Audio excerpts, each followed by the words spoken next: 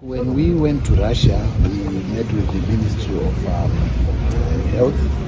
We visited some places, especially to do with medical emergencies.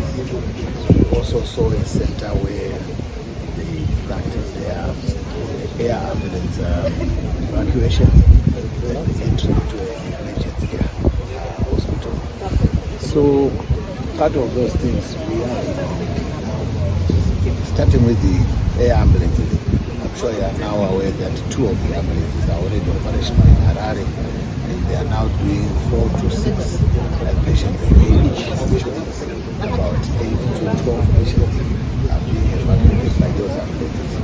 We have had our people trained by the Russians. They came to train them and their implementation is going on well.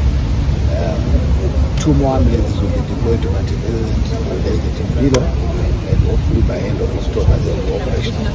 Then we'll be left with 2, one in Nikaland, Tari, and another one in Victoria Falls to complete the first 6.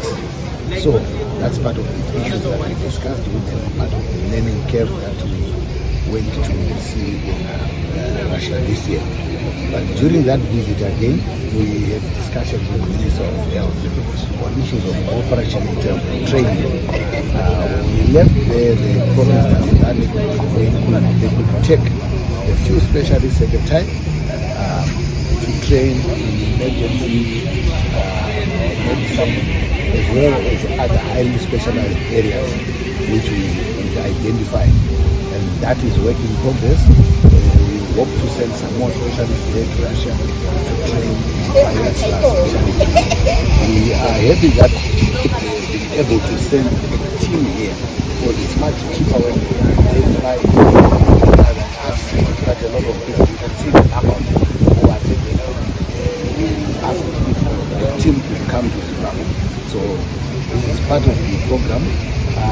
What is left is also to have undergraduates going to study. What has been happening is we have had some students going to study in Russia in the medical field, but it was not a well-coordinated program. Some of the students, most of them who are in Russia at the moment, went on their own, money, and some of them are facing difficulties raising money to train. So what we want to do is to see a more organized way to help us train more in the medical field.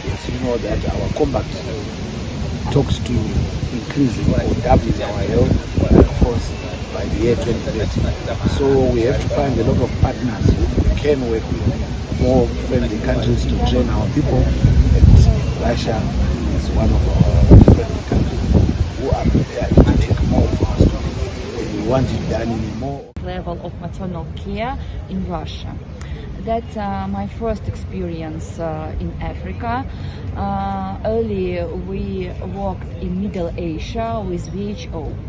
So I suppose that this mission is very important, like Russian, and for Zambia and for Zimbabwe too, because Russia have a big experience, and in Africa and Zimbabwe also the rate of maternal and neonatal death is higher, and we try to give our experience how to reduce the level, and we worked with obstetrician, midwives and neonatologists.